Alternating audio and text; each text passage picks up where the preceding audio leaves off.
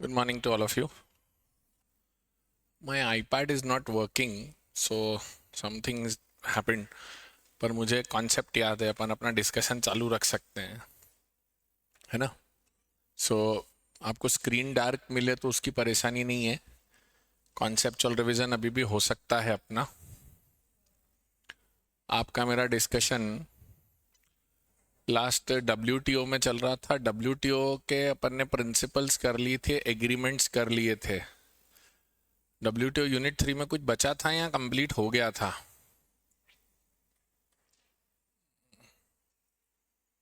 कुछ कुछ चीज़ें WTO में बची थी, तो वो मेरे ख्याल से वो होंगी कि जो एग्रीमेंट्स होंगे शुरुआत में आपके.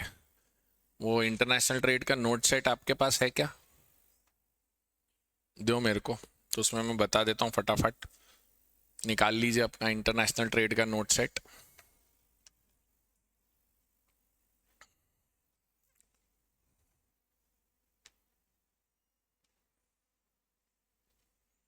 थैंक यू बेटा. इंटरनेशनल ट्रेड के नोट सेट में फर्स्ट वाला जो और सेकंड वाला जो पेज है वो बचा हुआ था, जहाँ तक मुझे याद है. प्रिंसिपल्स गाइडिंग WTO कर लिए थे. An overview of WTO agreements भी हो गया था.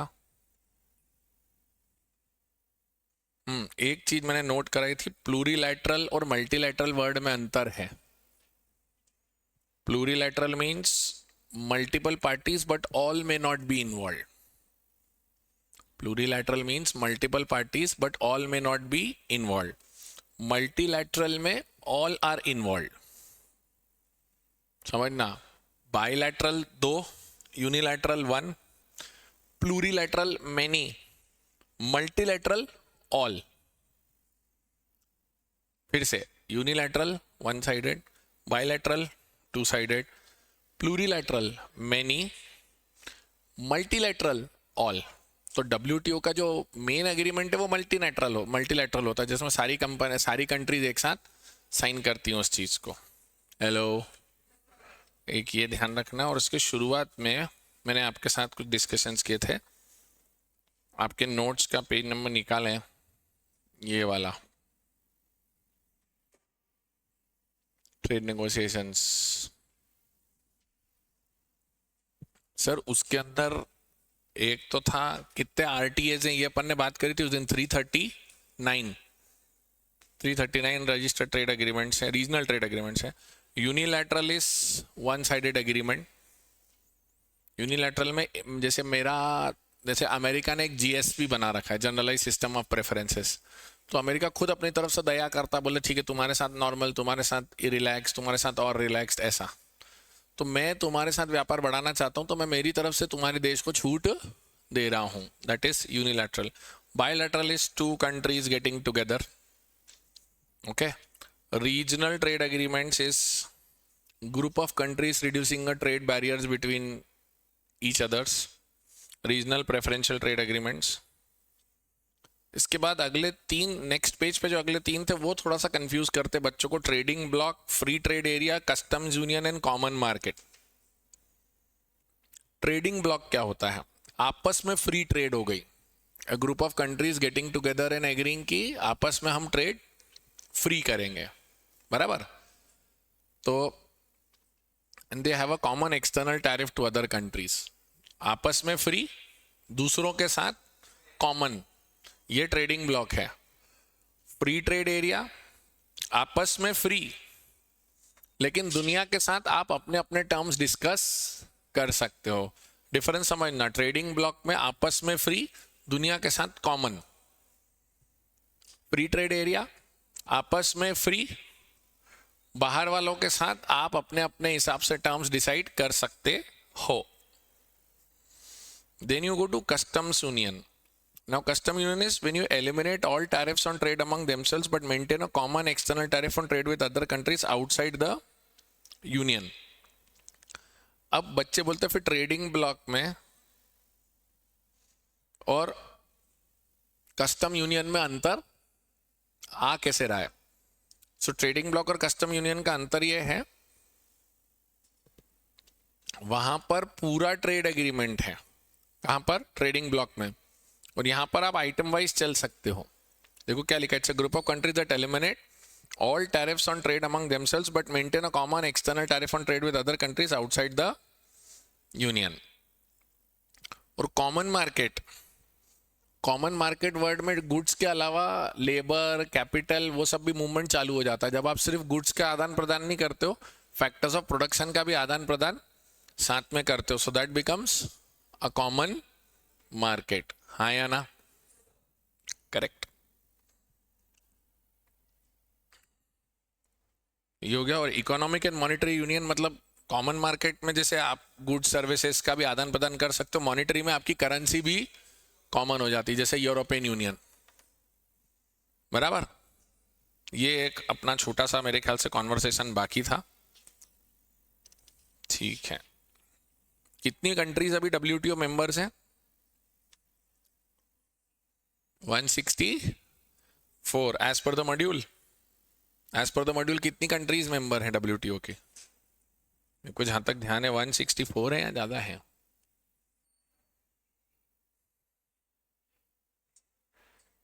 एज पर मॉड्यूल, मॉड्यूल कितनी 164 या 66? एज पर, हाँ बट एज पर मॉड्यूल 164 है। एंड दुनिया के टोटल ट्रेड का कितने परसेंट ट्रेड डब्ल्यूटीओ के थ्रू होता है? 95%। बराबर। ठीक है, तो एक तो ये हो गया अपना। तो यहां आकर अपना इंटरनेशनल ट्रेड कंप्लीट हो गया। अब अपन चलते हैं पब्लिक फाइनेंस पे। बराबर। अब जब पब्लिक फाइनेंस की बात करते हैं तो पब्लिक फाइनेंस क्या कहता है आपको मेरे को? Sir public finance first of all it is not public को पैसा देना। Public finance refers to the activity of collecting the taxes and utilising that money. तो पब्लिक फाइनेंस बेसिकली 1929 के पहले तक तो ये माना जाता था कि there is no need for government, everything if left to markets will get adjusted. But after the great depression of 1929, Adam Smith said that the governments have a very important role to play and the governments will bring the country out of economic recession and activities। फिर वहां आकर 1959 में Richard Musgrave ने 3 branch taxonomy दी। 3 branch taxonomy थी, allocation function, redistribution function and stabilisation function. तो ये 3 basic काम थे किसी भी व्यवस्था के अंदर गवर्नमेंट के। Now these 3 functions try to tell you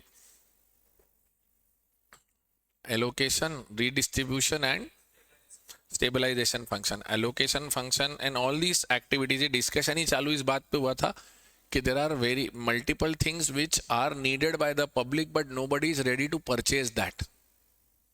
defence, sanitation system, justice system, ये सब चीजें कोई भी खरीदना नहीं चाहता पर चाहिए सबको। सो that is the concept of public goods. So if everything left to market and if there is an efficient allocation, then there is no need for government, but efficient allocation does not happen because there is no perfect competition in the market. So there is imperfect competition which leads to inequalities of income and wealth, being goods produced less or more, customers being charged more than the cost, all things happen. So 3 function थे, allocation function, redistribution function and stabilisation function. Allocation function में यह था कि आपको किन किन चीजों पे पैसा खर्च करना ही पड़ेगा, भले आपके पास उसके बायर्स हो या ना हो। रीडिस्ट्रीब्यूशन फंक्शन में you were trying to take money from few people and then redistributing it to, मतलब taxation of rich, subsidisation of poor, that was the concept. And stabilisation function में you have monetary and fiscal measures both, where you try to maintain the monetary and fiscal stability of the country. Yes or no? उसका not set है, public finance का है बेटा।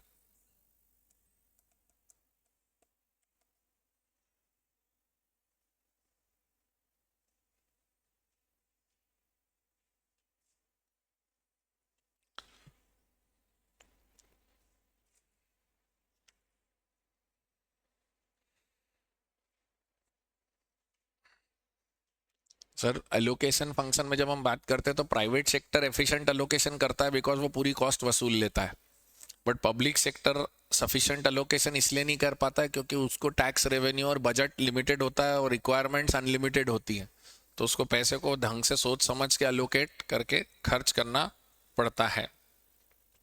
Hello, okay.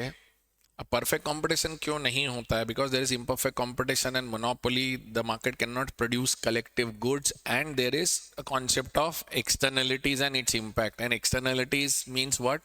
Private cost plus external cost is equals to social cost, and what the market mechanism tries to do is it tries to only cover private cost। तो इसको अपन class में उस दिन discussion करते करते अपन आ गए थे कि प्राइवेट कॉस्ट को अंदर सोशल कॉस्ट को इंटरनलाइज करने की कोशिश करते हैं through taxes, P for Pigou, P for pollution taxes, और you try to internalise the part of social external cost as a part of private cost. कुछ याद आ रहा है? ओके।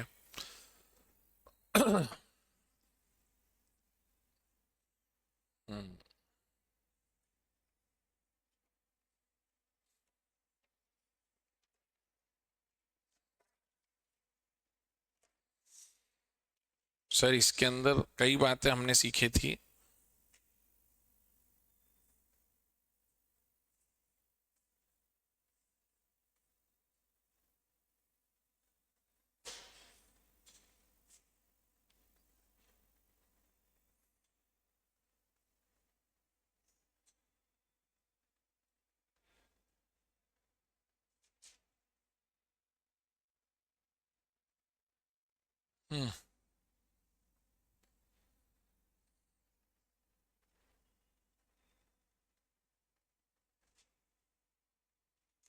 ओके। रीडिस्ट्रीब्यूशन फंक्शन के अंदर था improving the society. Basically redistribution का purpose क्या रहता था? To create a unequal society या इगैलिटेरियन सोसाइटी। इगैलिटेरियन मतलब क्या? इक्वल। इक्वल, वो वर्ड इगैलिटेरियन टेक्निकल है पर उसका मतलब होता है equal society, and it deals with distributive justice और taxation of rich and incentive to poor, progressive taxation for public services, reservation in employment and backward area development schemes. Stabilization function में एक अपन ने वर्ड सीखा था contagion effect. वो contagion effect क्या होता है? जब किसी भी चीज, एक एक्टिविटी का इम्पैक्ट सब जगह पर जाए तो ऐसा बोलते हैं ना, इट्स अ कंटेजियस डिजीज। तो वैसे ही contagion effect means activities of one country और वन एक्शन और one event will impact multiple places. बराबर? माही सिंगल, आप एलोकेशन फंक्शन आप फर्स्ट चैप्टर का माइक्रो मैक्रो के हिसाब से पूछ रहे हो शायद मुझसे।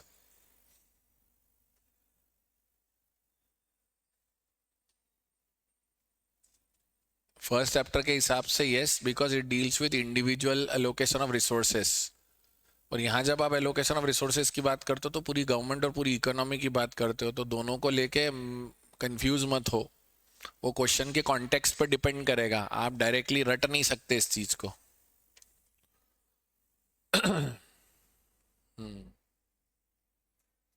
फिस्कल पॉलिसी और मॉनेटरी पॉलिसी अपन ने बात करी। मॉनेटरी पॉलिसी पूरी तरह से आरबीआई के अंडर में है और वो अपना मनी थ्योरी का पार्ट बनती है। हम यहाँ पर पब्लिक फाइनेंस में मेनली पढ़ेंगे फिस्कल पॉलिसी। बराबर? तो फिस्कल पॉलिसी के पास हमारे पास दो टूल्स हैं, गवर्नमेंट एक्सपेंडिचर और टैक्सेस, जो हम अभी अगले यूनिट्स में बहुत डिटेल में पढ़ेंगे। ये फर्स्ट यूनिट इतना ही था, पर उस फर्स्ट यूनिट में सेंटर एंड स्टेट फाइनेंस करके चीज थी हमारे सामने। सेंटर एंड स्टेट फाइनेंस में आपका आर्टिकल्स के रेफरेंसेस दिए हुए थे उन्होंने। हम कौन से सिस्टम पे काम करते हैं? फेडरल सिस्टम में। फेडरल सिस्टम में क्या होता है? एक सेंट्रल गवर्नमेंट होती है और एक स्टेट गवर्नमेंट और उसके नीचे रहती है, तो देयर आर मल्टीपल लेयर्स। बराबर? तो अब हमारे पास कुछ उनने चुनिंदा आर्टिकल्स के नाम नंबर्स दिए थे आपको मेरे को, तो 268, 269, 70, 71, 75, 82, 93। बराबर? हेलो, तो वो क्या है? 268, duties levied by the union but collected and appropriated by the state. मतलब स्टेट मतलब कौन यहाँ पर? प्रदेश सरकार या central government? Duties levied by the union, union बोले तो and collected and appropriated by state, मतलब state governments. 269 talks about tax is levied and collected by union but assigned to states. बराबर. मतलब पहले किसके पास जाएंगे पैसे, और सेंटर फिर स्टेट्स को देगी. एंड 270 क्या कहता है, collected by the union and distributed between the union and states as prescribed in clause 2. फिर 271 सरचार्ज क्या होता है, कोई टैक्स होता है या टैक्स के ऊपर लगने वाली चीज है. तो सरचार्ज जनरल हो सकता है या पर्पस स्पेसिफिक होता है, पर्पस स्पेसिफिक होता है. बराबर. ठीक है. और उसके बाद स्टैट्यूटरी ग्रांट्स मदद दी जाती है या ना. सर स्टैट्यूटरी ग्रांट्स में मदद दी जाती है. और उसके बाद grants for any public purpose and loans for any public purpose. बराबर. Okay. Article 280 provides for an institutional mechanism namely finance commission. Finance commission की जिम्मेदारी क्या है, responsible for evaluating the state of finance of union and state governments, recommending the share of taxes between them and laying down the principles determining distribution of these among taxes. मतलब centre और state आपस में कैसे पैसे बांटेंगे, hello, कैसे पैसे बांटेंगे, और उसके बाद रेकमेंड करेंगे उसको कि किस तरह से इनके बीच में डिस्ट्रीब्यूशन होना चाहिए. हेलो. ठीक है. एक क्वेश्चन जहां तक मुझे मालूम है सितंबर एग्जाम में था कि सेंटर और स्टेट के बीच में पैसे किस बेसिस पे नहीं बांटे जाते हैं. तो अब आप ध्यान से देखोगे तो आपके पेज में नोट्स में नीचे से शुरू होकर नेक्स्ट पेज पे पेज 6 से 7 तक के बीच में कुछ जा रहा है, वो देखो जरा ध्यान से. नोट्स में देखो. The criteria of distribution of central taxes among states for 21 to 26 period are income distance, hello, area, population, demographic performance, forest and ecology and tax and fiscal efforts. मेरे को जहां तक ध्यान है सितंबर 24 में वो क्वेश्चन था, और क्वेश्चन ये था कि इंफ्रास्ट्रक्चर डेवलपमेंट. तो इंफ्रास्ट्रक्चर डेवलपमेंट को देखकर टैक्सेस का अलोकेशन नहीं होता है. I don't know if all of you are repeaters here if you recall this question और नॉट. ऐसा क्वेश्चन था कि नहीं था, अभी टेस्ट में आया है. मैंने भी अभी मॉक टेस्ट बना तो मेरे को ध्यान है कि मैंने क्वेश्चन ऐसा देखा था, infrastructure is not the answer, जबकि देख के लगता है कि इंफ्रास्ट्रक्चर पे खर्च किया तो सरकार ज्यादा पैसे देगी. ऐसा नहीं है. हाँ वो बोल रहे हैं मॉक में भी आया है और ईपीएल में भी है. ईपीएल कहाँ तक आ गया अपने 12th, आज क्या है 13th है. टोटल बढ़ा है कि नहीं बढ़ा है स्कोर का, हाँ बढ़ा है. अब मैक्रो में अजीब अजीब क्वेश्चन आ रहे होंगे सामने नए नए. माइक्रो में तो कॉन्फिडेंस आ गया होगा मेरे ख्याल से वो तो. हाँ वो मैक्रो में ही दिक्कत जा रहा है. पास हो रहे हो अब टेस्ट के अंदर की नहीं हो रहे हो. अब 50 कौन कौन जा रहा है, जा पा रहे हो, तुम नहीं जा पा रहे हो तो छोड़ रहे हो या गलत हो रहा है, कौन से वाले.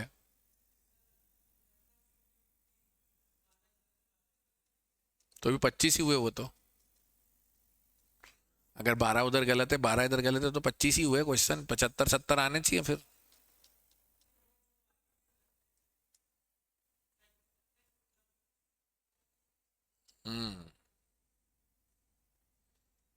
हाँ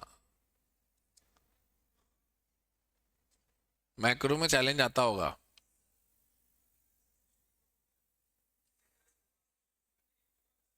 हम्म.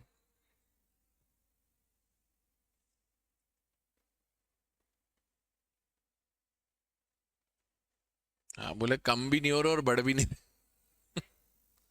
मतलब 50 से 70 के बीच में घूम रही गाड़ी.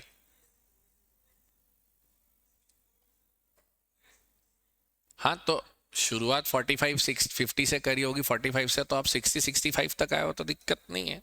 It's a good thing. मतलब अगर यहाँ पे देखो, आप ये मान के देखो, आप 60-65% एक्यूरेसी से अगर स्कोर कर रहे हो, ऐसा एक बार नहीं आप 20 बार स्कोर कर रहे हो, तो फिर धीरे धीरे आपका पकड़ तो बनेगी उस चीज के ऊपर.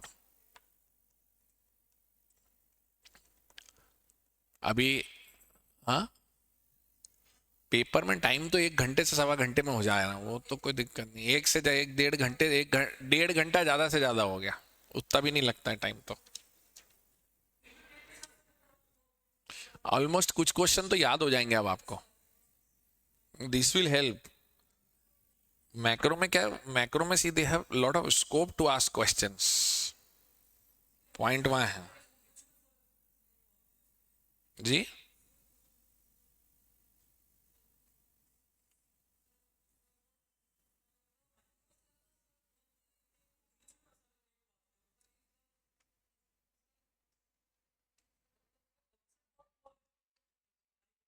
क्या है वो, छोटा है, बड़ा है, या स्टेबल है? स्टेबल है तो पता है कि इसका यही होना है। मैक्रो में वो घुमा घुमा के चीजें पूछ सकते। वो मैक्रो है भी बड़ी चीज ना। अब मैं आपसे अभी पब्लिक फाइनेंस की बात कर रहा हूँ, अभी मैंने रिचर्ड मसग्रेव की थ्योरी पूछी, अब मैं आपसे आर्टिकल्स ऑफ कॉन्स्टिट्यूशन पे बात कर रहा हूँ अभी, और अब मेरे को आपके साथ अगली बात जीएसटी करनी है। तो नहीं तो ईपीएल, भैया मैं आपको बताऊं, हाई स्कोरिंग का सबसे बड़ा रीजन ही ईपीएल होता है बच्चों का। क्या है, आपको जो आने वाले क्वेश्चन है ना वो फटाफट आ जाते हैं एग्जाम में, तो फिर आप बाकी वालों पे दिमाग लगा पाते हो, तो यू गेट टाइम। नहीं तो क्या होता है, 2 घंटे में पैनिक हो जाता है बच्चा। मतलब आपको 100 में से 50, 55 या 60 क्वेश्चन ऐसे होने चाहिए कि ये तो नाम देख के दिख रहा है कि ये अपन ऐसा है, तो बचे हुए 30-40 क्वेश्चन पे आप टाइम दे सकते हो, वो होता है। चलो अच्छा है, जो जो बच्चों ने रिपीट किया है या जो बच्चे पहले नहीं पढ़े थे उन्हें फर्क समझ में आ रहा होगा और उनको बेटर हो रहा होगा। आई एम एक्सपेक्टिंग दिस, ताकि अच्छा रहे आप लोगों के लिए। जीएसटी पे भी क्वेश्चंस पूछने का उनका हक बनता है। तो GST is a tax which is goods and services tax. करीबन 22 या 23 छोटे छोटे टैक्सेस मिलाकर उन्होंने एक कर दिया, और अब सारे टैक्सेस सबस्यूम हो गए हैं उसके अंदर।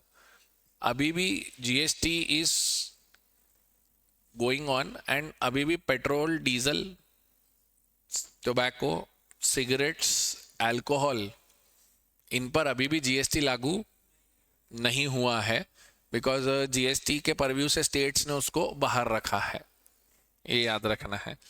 3 प्रकार जीएसटी के अंदर मल्टीपल रेट्स होते हैं, पर टैक्स 3 होते हैं उसके अंदर। जीएसटी के अंदर सीजीएसटी, एसजीएसटी और आईजीएसटी, ये तीनों एक साथ कभी लग सकते हैं क्या? कभी भी नहीं लगेंगे। या तो आईजीएसटी लगेगा या सीजीएसटी एसजीएसटी लगेगा, बस ये ध्यान रखना। आईजीएसटी तब लगता है जब 2 स्टेट्स के बीच में जा रहा हो, और विद इन द स्टेट जा रहा हो तो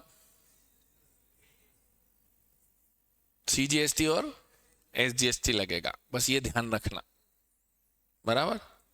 ओके। और इसके अंदर जब इसको लागू किया था तो 5 साल तक का उन्होंने बेनिफिट दिया था कि अगर आपके एग्जिस्टिंग टैक्स कलेक्शन से नीचे जाता है जीएसटी के थ्रू टैक्स कलेक्शन, तो सेंट्रल गवर्नमेंट कॉम्पनसेशन देगी, और कोविड के 2 साल एक्स्ट्रा भी दिया उस चीज को उन्होंने, है ना।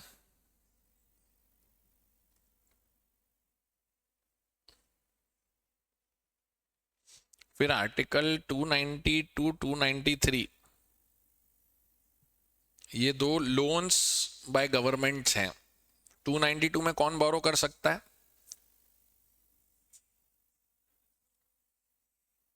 292 इज गवर्नमेंट ऑफ इंडिया की बोरोइंग इज 292, स्टेट गवर्नमेंट के powers 293। Hello. The center may borrow within the limits fixed by Parliament by law upon security of Consolidated Fund of India and give guarantee within such limits. 293 is the state government can borrow. So 292 is borrowing by central government. 293 state government directly borrow कर सकती है after approval of central government. Correct.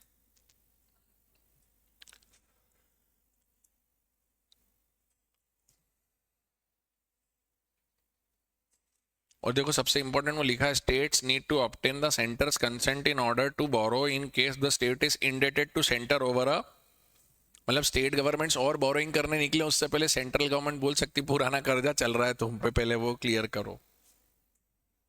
तो ये आपका unit 1 आके complete हुआ, बराबर। Unit 2 के अंदर market failure and government intervention to correct market failure था जी। Market failure and government intervention to correct market failure. Market failure word का मतलब क्या होता है? मार्केट पास नहीं हुआ, या मार्केट को 40 नहीं आया, या मिस अलोकेशन हो गया, लीडिंग टू ऑप्टिमम अलोकेशन, या under production over production. Very good. So basically market failure is a situation where the market fails to allocate resources efficiently, leading to underproduction or overproduction. बराबर? Okay. अब under production over production की जब बात करते हैं तो एक सवाल उठता है कि एक डिमांड साइड फेलियर होता है, एक सप्लाई साइड फेलियर होता है। डिमांड साइड फेलियर मतलब पब्लिक गुड्स के लिए कोई खरीदार ही नहीं मिलेगा आपको। You will never pay for a Rajwada, you will never pay for a fountain, you will never pay for anything like this. Supply side में ये होता है कि प्राइवेट प्रोड्यूसर को जब जब प्रॉफिट मिलता है वो आएगा, पर जब उसको प्रॉफिट नहीं मिलेगा तो उसके लिए कोई मोटिवेशन ही नहीं है कि वो काम क्यों करे। तो दूसरी एक और चीज होती है कि सप्लाई साइड में आप पूरी कॉस्ट कवर नहीं कर पाते हो चीजों की। आप प्राइवेट कॉस्ट रिकवर करते हो कस्टमर से, जबकि प्राइवेट कॉस्ट के अलावा there are external cost, social cost जिसको हम बोलते हैं। और मार्केट फेलियर के टोटल 4 रीजंस निकल कर आए थे। Number 1, market power, externalities, public goods, incomplete information. हाँ, इनकम्प्लीट इंफॉर्मेशन, बराबर। So market power, externalities, public goods, and incomplete information. And the moment I say the word market power, so market power means what you are able to produce at a higher scale and in a monopolistic position. So you will try to do profit maximization on the basis of MR equal to MC. But then what will happen is, when you try to do MR equal to MC, you will produce up to that point only where your marginal revenue is equal to marginal cost. Whereas you can go up to where average revenue is equals to marginal cost, but you will not go there. So it will lead to underproduction. Market failure due to market power leads to underproduction. बराबर? So ये अब अपन देखें तो इसी chapter के अंदर हमको फिर आगे ये भी था कि इस प्रॉब्लम को सॉल्व कैसे करा। इस प्रॉब्लम को सॉल्व कैसे करा? तो इस प्रॉब्लम को सॉल्व कैसे किया था? By controlling the market power, competition act 2002, not allowing monopolies to charge a higher price. तो वो था government intervention to correct market failure. तो मैं पैरेलली आपको दोनों चीजें बोल रहा हूँ, सुनना ध्यान से। मैं 4 मार्केट फेलियर की बात कर रहा हूँ और पैरेलली मार्केट फेलियर को कंप्लीट कवर करने के उनके जो सोल्यूशंस थे वो भी बात कर रहा हूँ। इस यूनिट में दोनों चीजें हैं, बराबर। अगला, second one was externalities. Sir externalities refers to 2-3 नाम थे।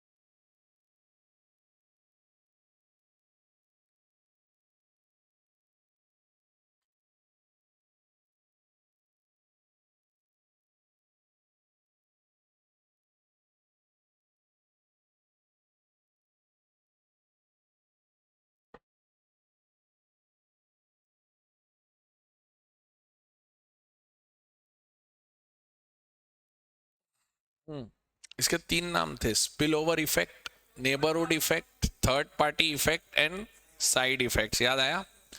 Externalities can be of 2 types, unidirectional one sided and reciprocal. That उधर कुछ करो तो आप सामने वाला उसके रिस्पॉन्स में कुछ करे, दैट इज रेसिप्रोकल, बराबर। सर पॉजिटिव, अब एक्सटर्नलिटीज की 2 कैटेगरी बनी थी, positive externality and negative externality. Positive production, positive consumption, negative production, negative consumption. So sir, positive production externalities means what? you do anything which is good enough, which is going to help you as well as others also. If you make good stuff like you give training to people, you do some greenery around your office or you on your home, तो आपने पेड़ लगाए, आपने लोगों को अच्छी training दी, अच्छी शिक्षा दी, तो प्रोडक्शन आपने ऐसी चीजों का करा जिससे अच्छाई बढ़ती है. ये पहला. दूसरा, positive consumption externality. You take a vaccination, you qualify yourself in a proper way, you become a educated person, so all this helps you to become a better citizen, and a better citizen like you creates a better society. तो दो हो गए, positive production externality and positive consumption externality. हाँ या ना? Okay.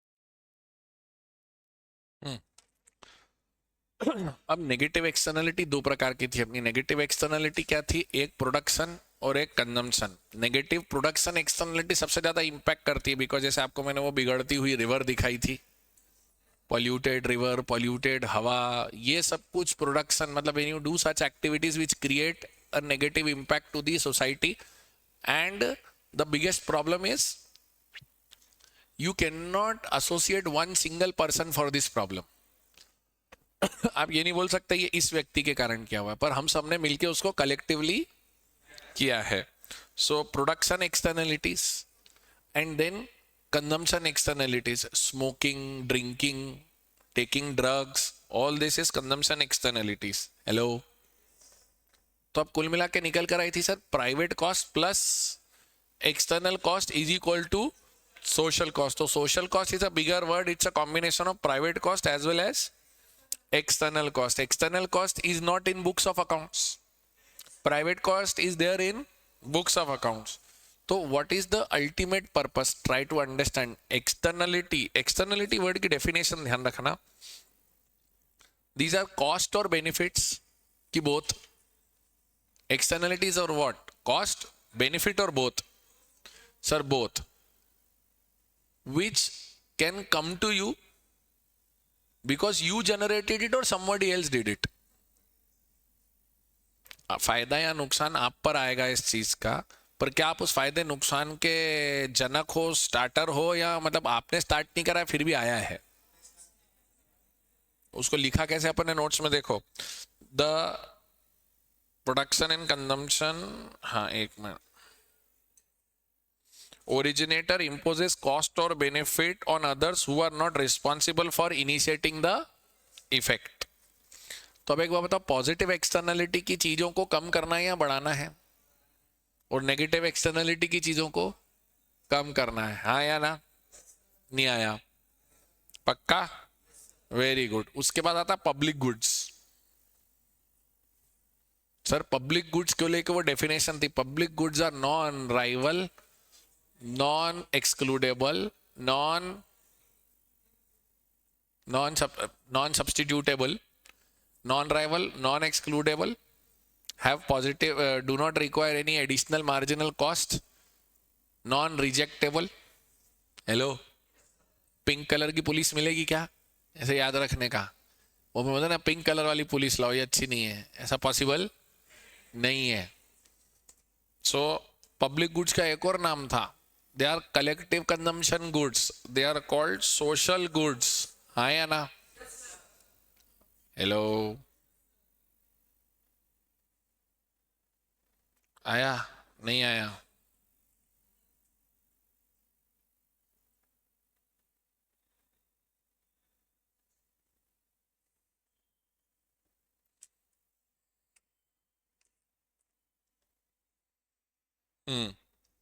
Non rival, non excludable, non divisible, vulnerable to externalities and they have a free rider problem. अब एक वो टेबल बनी हुई होगी आपके सामने, आपके नोट्स में 2 पेज की टेबल है। वो टेबल बड़े काम की है आपकी, अगर आप उस टेबल को मेरे सामने एक आध मिनट देखना चाहें तो देखिए, वो टेबल के अंदर प्राइवेट और पब्लिक गुड्स का डायरेक्ट बाइफरकेशन है। Tell me one thing, a police station is a public good और a private good? Public good. A personal mobile phone, city bus, my own car, पढ़ के देखो।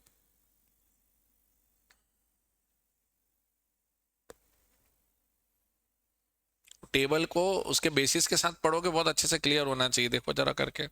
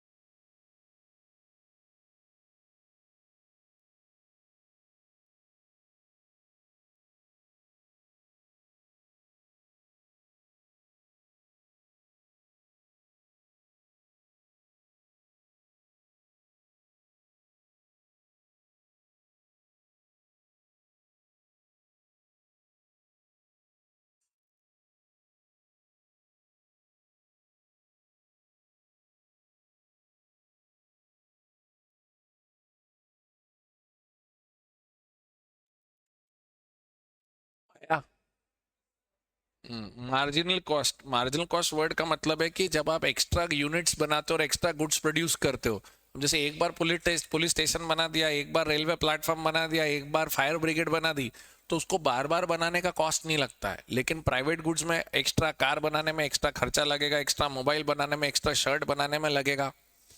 सो वो धीरे धीरे बढ़ता है ऐसे। Hello, correct. तो marginal cost means extra production करने में उनको लगता है वो। अच्छा, नॉन राइवल और नॉन एक्सक्लूडेबल वर्ड का आर फॉर राइवल, आर से रिड्यूस नहीं होगा। मेरे यूज करने से दूसरे के लिए वो कम नहीं होगा। और नॉन एक्सक्लूडेबल मतलब मैं किसी दूसरे को रोक नहीं सकता। नॉन राइवल, नॉन एक्सक्लूडेबल, ये मैंने नीचे लिखा है उसके आखिरी में उसके, है ना। ये था। उसके बाद तीसरे पर आए थे अपन। अच्छा, तो ये था पब्लिक गुड्स। अब पब्लिक गुड्स ओवर प्रोड्यूस रहते हैं या अंडर प्रोड्यूस्ड रहते हैं? अब इसके लिए उसका सॉल्यूशन क्या था? मेरिट और डीमेरिट गुड्स, उधर से government intervention to correct the problem of public goods. तो मेरिट और डीमेरिट गुड्स था, है ना। अब वो मेरिट और डीमेरिट गुड्स बोले तो सर मेरिट गुड्स अच्छाई या बुराई? तो मेरिट गुड्स का प्रोडक्शन कम करना है या बढ़ाना है? सारी चीजें सरकार बना सकती है, सरकार कई बार रेगुलेशंस बनाती है। फिर सर सरकार बोलती है रेगुलेशंस ले लो, वो ज्यादा अच्छा है, like CBSE regulations, correct. Versus उधर अपना डीमेरिट गुड्स को क्या करेगी सरकार? बढ़ावा देगी या रोकेगी? रोकने के तरीके क्या हैं?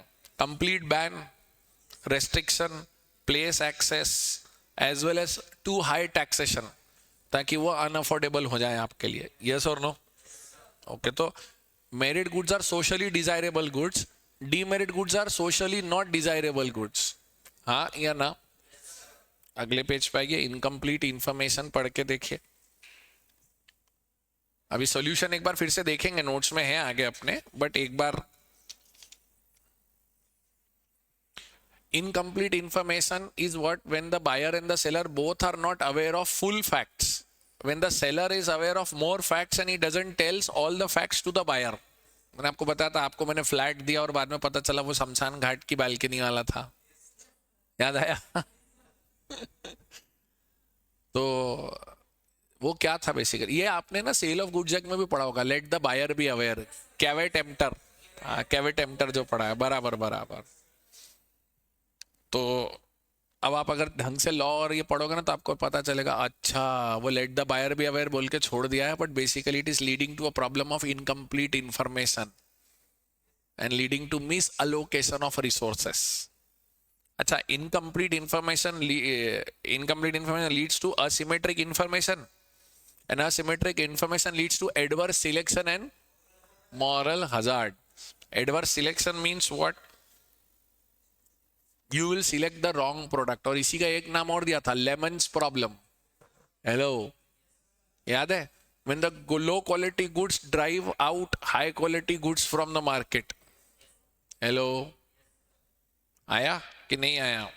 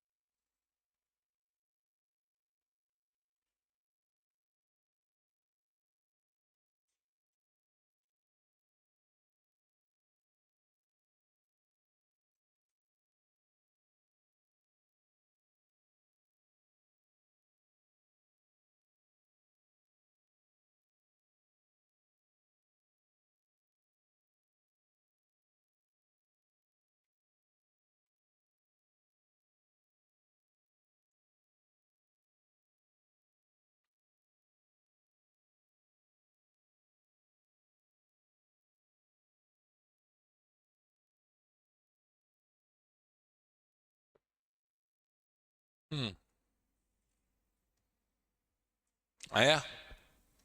अच्छा, adverse selection is refers to a situation where incomplete or improper information about the quality of the product eliminates the higher quality goods from the market। adverse selection में क्या होगा? who will take the medical insurance? healthy person or a sick person? what does the insurance company wants? huh?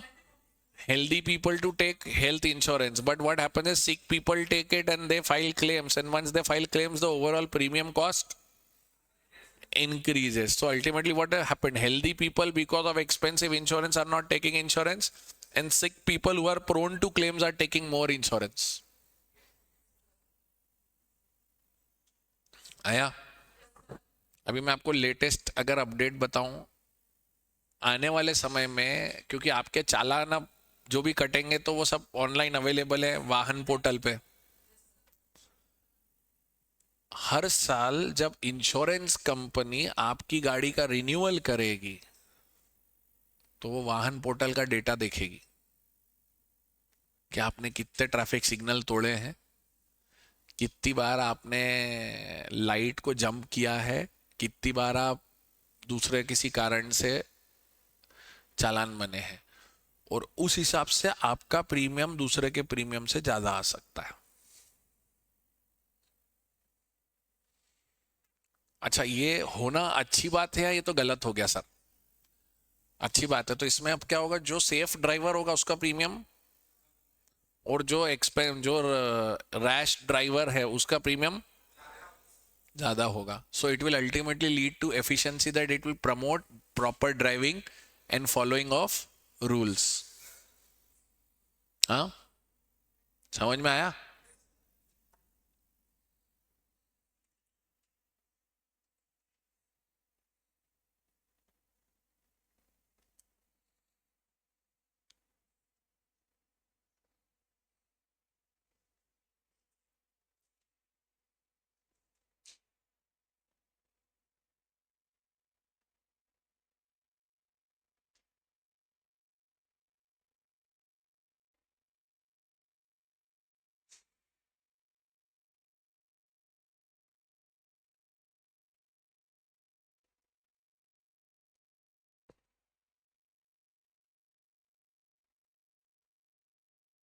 एक minute, में iPad वाले का phone message है।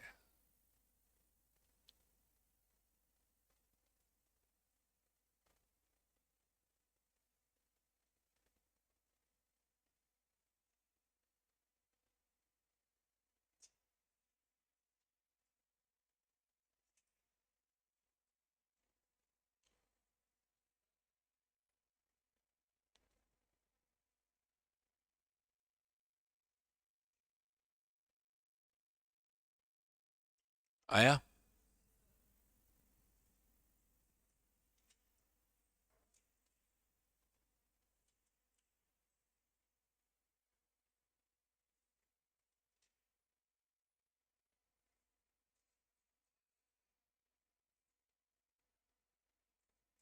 नीचे है ना, उस पूरे चार्ट के नीचे मैंने ना देसी इंग्लिश हिंदी लाइन मिक्स लिखी है, वो पढ़ के देखो। जानकारी अगर प्रॉपरली अवेलेबल हो तो अप्रोप्रिएट बायर सेलर मैच होंगे और एफिशिएंसी आएगी, बट ऐसा होता नहीं है। देयरफॉर इनएफिशिएंट एलोकेशन होता है और अल्टीमेटली मार्केट फेलियर होता है। इधर से एक ऋषिका का क्वेश्चन है, इस लाइन का मतलब बता दीजिए। With asymmetric information just as low quality high buyers drive out high quality low risk buyers of insurance, low quality cars can drive out high quality cars out of the market. हाँ, ये तो second hand market में होता है। आप second hand market में कोई अच्छा बंदा भी अपनी सही गाड़ी लेके जा रहा है, सबको सेकंड हैंड मार्केट में लगता है ये खराब ही चीज मिलेगी यहाँ पर, तो वो आप उसके लिए फिर कुछ कर नहीं पाते हो, आप मान के चलते हो कि ये चीज खराब ही है, इसीलिए तो वो सेकंड हैंड मार्केट में आई है, ऐसा। तो जेन्युइन बायर को भी वो लुक डाउन करते, जेन्युइन सेलर को भी वो लुक डाउन करते कि ये तो खराब चीज ही बेच रहा होगा। जैसे आपको अमेजोन पे रिफर्बिश्ड फोन्स मिलते हैं कई बार, वो रिफर्बिश्ड फोन लेने में सबसे बड़ा प्रॉब्लम क्या है कि चोरी का फोन ना हो वो। समटाइम्स क्या, आप कोई hi fi phone, Apple iPhone 16 आपको कोई 10,000 में दे रहा है, तो आप तो बोलते हो वाह मेरे को तो डील मिल गई।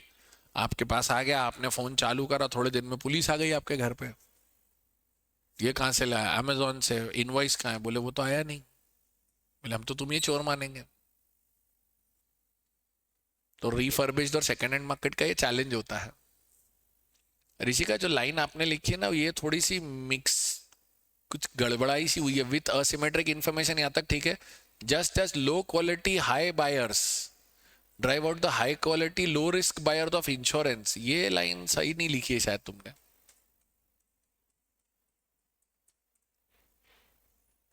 हाँ, तो वो कुछ फॉर्मेशन सही नहीं है उसका। हाँ, तो टाइपो में सब ऊपर ऊपर नीचे हो गया ना ऋषि का बेटा। ठीक है, यहाँ तक हमने 4 मार्केट फेलियर के रीजन समझ लिए, ठीक है। अब मार्केट फेलियर के रीजन समझने के बाद हम आते हैं government intervention to correct market failures. तो सबसे पहले मार्केट पावर को खत्म करने के लिए क्या करा, मार्केट पावर को मिनिमाइज किया। कैसे? Competition act 2002 and price regulation for natural monopolies, हाँ या ना, कि भाई आप ज्यादा पैसे चार्ज नहीं करोगे कस्टमर को, बराबर। ओके एक वर्ड आपने सुना होगा, something called dead weight welfare loss, कि मैंने लिखवाया भी था। Dead weight welfare loss word का मतलब होता है कि जो संसाधन, जो रिसोर्सेस किसी एक जगह पे यूज करने के लिए लगने वाले थे, वो आपने यहाँ पर एक्सेस प्रोडक्शन कर लिया, तो ये चीज जो कहीं और अच्छी लगनी थी वो यहाँ यूज हो गई, इसलिए ये कहलाता है dead weight welfare loss. Hello, नहीं आया? आया? ओके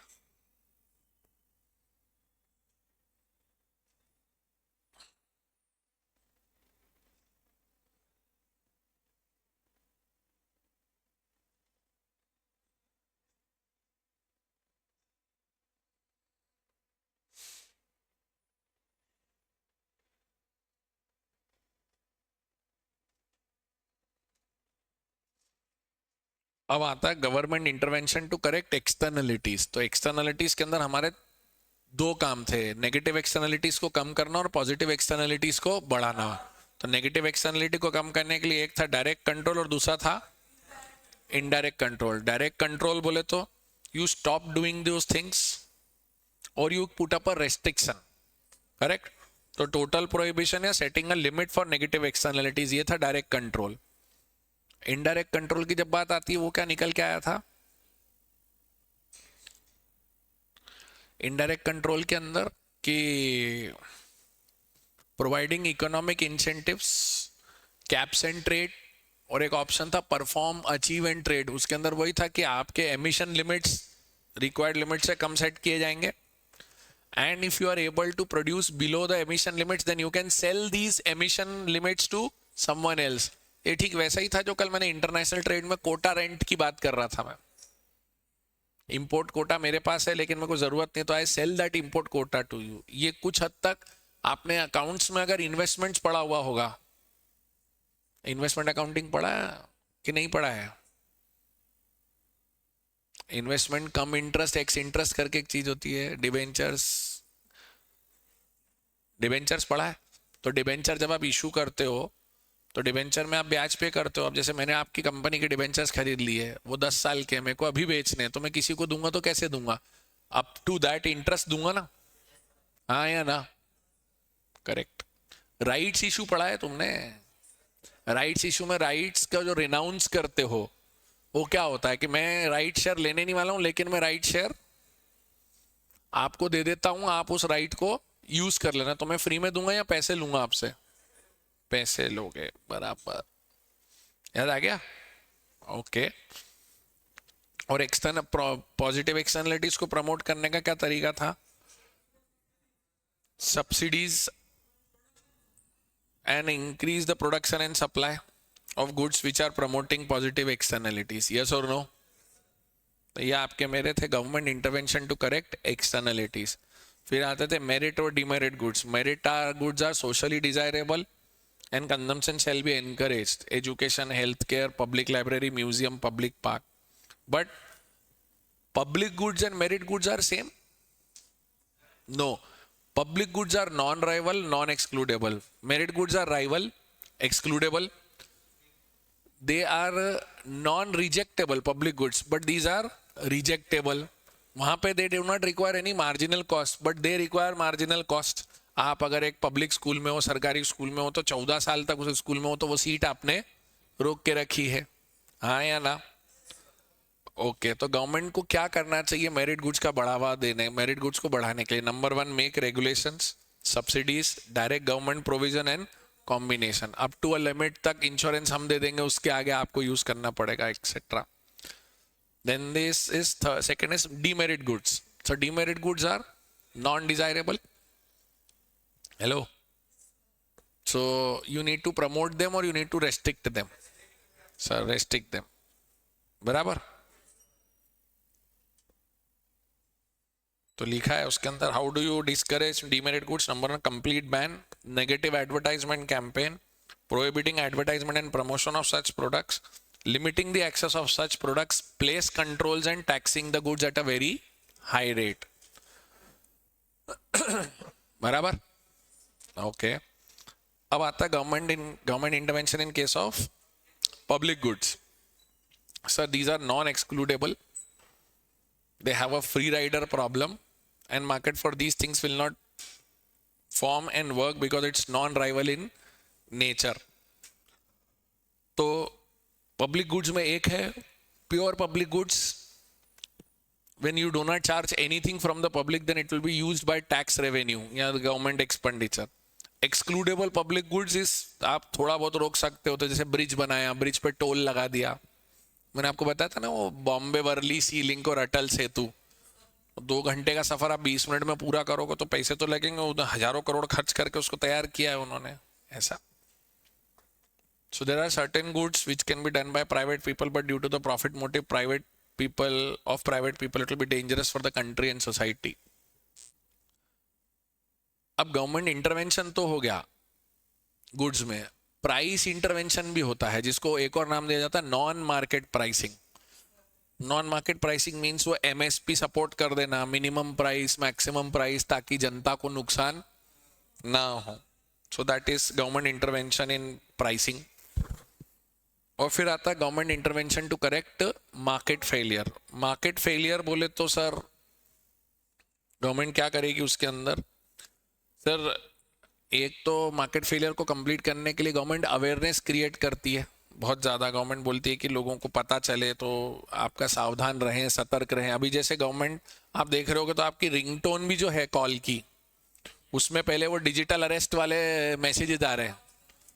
तो ये बेसिकली क्या है, लोग क्यों फ्रॉड का शिकार बन रहे हैं? क्योंकि उन्हें जानकारी नहीं है. तो वो इंफॉर्मेशन फेलियर है. तो उस इंफॉर्मेशन फेलियर को करेक्ट करने के लिए गवर्नमेंट कॉलर ट्यून्स वगैरह सब कुछ दे रहा है. हाँ या ना? नहीं आया समझ में? आ गया? Very good, very good.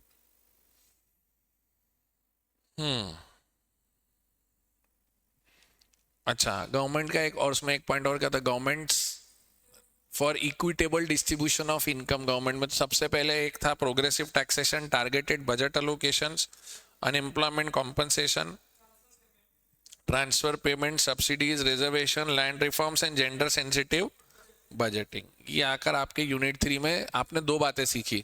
Market failure क्या होता है, मार्केट फेलियर के रीजंस क्या होते हैं, और government intervention to correct such market failures क्या क्या होता है. बराबर? ये यूनिट 2 था ना? यूनिट 3 के नोट्स अपन ने अलग से बनाए थे अपने डिफिसिट और वो सब के जो थे बजट वाले. I think that we don't have printed with us ना. हाँ, तो यूनिट 3 और 4 था. तो अपन ने पहले यूनिट 4 किया था, फिर यूनिट 3 किया था अपन लोगों ने, क्योंकि यूनिट 4 के अंदर हम लोग पूरी की पूरी फिस्कल पॉलिसी की बात करते. फिस्कल पॉलिसी बेसिकली 2-3 चीजों के लिए इंपॉर्टेंट पॉइंट था. Fiscal policy refers to the activities undertaken by the finance ministry about the income and expenditure of the government. It deals with taxation, it deals with budgeting, it deals with public expenditure, all the decisions taken. तो ये जो पूरा हम fiscal policy देखते तो वो देखते हम 2 एंगल्स हैं कि जब तेजी चल रही है तो क्या करेंगे, जब मंदी चल रही है तो क्या करेंगे. So the objective of fiscal policy is what? To achieve proper output levels, to increase the employment level, and to achieve equilibrium in the society. Full employment, price stability, economic development, and equal distribution of income and wealth. अब वहां पर एक पहला word आया था discretionary versus non discretionary. Sir discretionary बोले तो अपनी इच्छा से, नॉन डिस्क्रिशनरी मेरी कोई इच्छा नहीं, वो अपने आप चलेगा. लॉन्ग रन में कौन सी पॉलिसी बेटर है, discretionary, non discretionary? Sir discretion मतलब मेरी इच्छा से. तो अब अगर मैं पावर में हूं, कल को कोई और पावर में होगा, तो हम लोगों के डिस्क्रिशन सेम नहीं होंगे, अलग अलग जाएंगे. तो ऐसे में क्या होगा, non discretionary is better. Hello,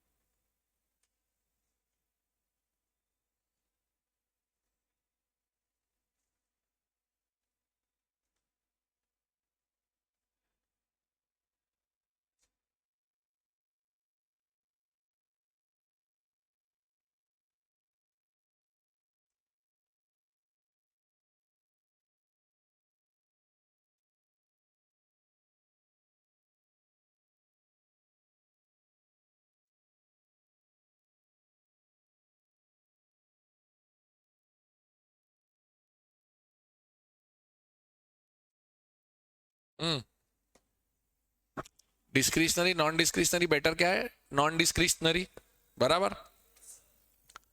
अच्छा, नॉन डिस्क्रिशनरी का एक और नाम दिया हुआ है, ऑटोमेटिक स्टेबलाइजर्स। ऑटोमेटिक वर्ड एक और जगह यूज किया हुआ है तुम लोगों ने, एफडीआई में।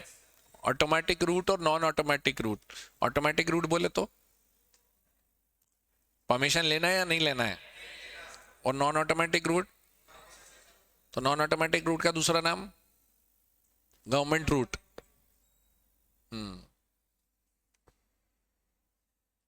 ठीक है। अच्छा, टाइप्स ऑफ फिस्कल पॉलिसी के अंदर अपन ने दो देखी थी, एक्सपेंशनरी और कॉन्ट्रैक्शनरी। और फिस्कल पॉलिसी के चार टूल्स हैं, इधर मेरे को देखो सर, चार टूल्स हैं, और बेसिकली एक्सपेंशनरी और कॉन्ट्रैक्शनरी। अब चार टूल्स ये रहे, एक तरह government expenditure, taxes, budget and public debt, ये चार टूल्स हैं। और ये चार टूल्स किसके एंगल से देख रहे थे अपन? एक्सपेंशनरी और कॉन्ट्रैक्शनरी। तो मेरे को आप अभी के अभी सॉल्यूशन दे सकते हो यहीं के यहीं। पब्लिक एक्सपेंडिचर मतलब गवर्नमेंट का खर्चा, एक्सपेंशनरी के केस में कम होगा या बढ़ेगा? कॉन्ट्रैक्शनरी में कम होगा, वेरी गुड। टैक्सेस एक्सपेंशनरी में, टैक्सेस एक्सपेंशनरी में बढ़ेंगे? सोच लो सोच लो। अगर मैं एक्सपेंशनरी पॉलिसी पर हूं तो मैं टैक्सेस बढ़ाऊंगा तो लोगों के हाथ में पैसे दे दूंगा या ले लूंगा? तो मेरे को एक्सपेंशन करना है तो क्या करना है, लोगों के हाथ में पैसे देने या छोड़ने हैं?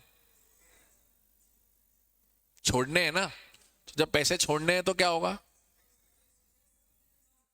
हाँ, वो कहाँ गया वो जो यहाँ बैठा रहता है, जो उस दिन परसों से डांट खा रहा था, सांवला सा मेरा बच्चा इधर बैठा था, चश्मा पहनता है, क्या नाम है उसका? आदर्श गुप्ता। इधर है क्या ऑनलाइन आदर्श गुप्ता? उसका क्वेश्चन का आंसर आज अवेलेबल है, इसीलिए मैं उसको याद दिलाऊं। वो उस दिन मेरे से पहले जीएसटी बोला, फिर पॉपकॉर्न बोला, फिर क्या बोला, वही इंस्टाग्रामिया जनरेशन वाला काम था पूरा। उसको अब समझा सकता हूं कि आने वाले समय में उसने ये कहीं पढ़ा कि इनकम टैक्स में छूट दी जाने वाली है। क्यों दी जाने वाली है? पिछले 6 महीने से इकोनॉमी की स्पीड उतनी नहीं है जो एक्सपेक्टेड है। तो अब क्या होगा? अब टैक्स रेट बढ़ाया जाएगा या कम किया जाएगा? कम किया जाएगा, जिससे कि लोगों के हाथ में पैसा कम हो या ज्यादा हो? ज्यादा होगा। पैसा ज्यादा होगा तो क्या होगा? लोग खर्चा कम करेंगे या ज्यादा करेंगे? हाँ, ज्यादा करेंगे। बोलो साहब, क्लियर क्या? नहीं आया? तो एक्सपेंशनरी में टैक्स रेट का क्या करूं, और कॉन्ट्रैक्शनरी में बढ़ाऊंगा। अभी समझ में आया? Very good. तो एक्सपेंशनरी कॉन्ट्रैक्शनरी गवर्नमेंट एक्सपेंडिचर हो गया, टैक्सेस हो गया। Third, budget. एक्सपेंशनरी में मैं बजट कौन सा? अच्छा एक मिनट, टैक्सेस में थोड़ा और डीप जाते हैं। टैक्सेस में कौन से टैक्सेस बढ़ाओगे, कौन से टैक्सेस कम करोगे एक्सपेंशनरी में? सबसे पहले लग्जरी, डायरेक्ट या इनडायरेक्ट? सर कम करना तो इनडायरेक्ट करो तो मैक्सिमम लोगों को फायदा जाता है, ठीक है। उसके बाद डायरेक्ट टैक्सेस कम करोगे, किसके कम करोगे? रेगुलर लोगों के या सुपर रिच लोगों के? सुपर रिच लोगों के टैक्सेस कम करोगे कि रेगुलर पब्लिक के? रेगुलर पब्लिक के, वेरी गुड। अच्छा, और जब मैं कॉन्ट्रैक्शनरी में हूं तो मैं टैक्सेस कम करूंगा या बढ़ाऊंगा? पहले किस पे लगाऊं टैक्स? पहले डायरेक्ट टैक्स लगाऊं या इनडायरेक्ट? पहले डायरेक्ट। किसको? रेगुलर पीपल या रिच पीपल? Rich people. और उसके बाद भी कंट्रोल नहीं होता तो इनडायरेक्ट पे आना पड़ेगा। और इनडायरेक्ट में भी पहले नेसेसिटी नेचर या लग्जरी नेचर? अभी क्रोनोलॉजी समझ में आ गई है? पूरा सर्किट डायग्राम क्लियर होता है दिमाग में? Very good. अच्छा, ये हो गया, ये था बजट। हाँ, अब आते हैं, सॉरी ये था पब्लिक एक्सपेंडिचर। अब आते हैं टैक्सेस के बाद, अब आते हैं हम लोग बजट पे। एक्सपेंशनरी जब मोड है तो मेरा बजट 3 प्रकार के बन सकते हैं, बैलेंस बजट, सरप्लस बजट और डेफिसिट बजट। इंडिया के इतिहास में आज तक सरप्लस बजट नहीं बना है, हमेशा डेफिसिट बजट ही बना है। अब यहाँ पर अपन यूनिट 3 की थोड़ी थोड़ी बातें लेनी पड़ेंगी साथ में। यूनिट 3 की थोड़ी थोड़ी बात ये लेना पड़ेगी कि बजट की जो एक्सरसाइज होती है वो कब होती है, एनुअल है या एवरी 5 ईयर्स है? इंडिया में बजट कब प्रस्तुत होता है? 1 फरवरी, बराबर 1 फरवरी को होता है। एंड 1 फरवरी को होने के बाद रेलवे बजट अब अलग होता है या मर्ज हो गया है? अब मर्ज हो गया है, बराबर। पहले अलग होता था। Very good. बाकी बजट की बात अपन उस यूनिट पे ही करेंगे। अच्छा, बैलेंस बजट में एक्सपेंडिचर और वो दोनों सेम आ रहे हैं, बराबर। सरप्लस बजट में क्या होगा? हाँ, सरप्लस सॉरी डेफिसिट बजट में खर्चे ज्यादा होंगे और रिसीट्स कम होंगी। Deficit is always bad, yes और no? Sir, it depends on what quality of deficit you have. If the deficit is on account of capital expenditure, is it okay? And if the deficit is not on account of capital expenditure, then there is a problem. हाँ या ना? Okay, government expenditure हो गया, taxes हो गया। हाँ, एक चीज जो मैंने आपके नोट्स में डाली है और आपके मॉड्यूल में नहीं है, pump priming and compensatory spending. वो क्योंकि बाद में क्वेश्चंस में और उधर समरी में निकल कर आई थी, इसलिए मैंने लिख के रखी है। पंप प्राइमिंग क्या होती है? Sir, when there is a public expenditure increase, believing that after the initial increase everything will be taken care of by the economy on its own, but it doesn't happen. If it doesn't happen, then compensatory spending will come in. तो सबसे पहले compensatory आएगी या पहले pump priming आएगी?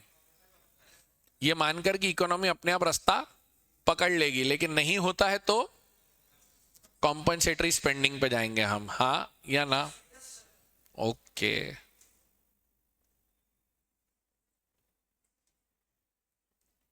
Correct.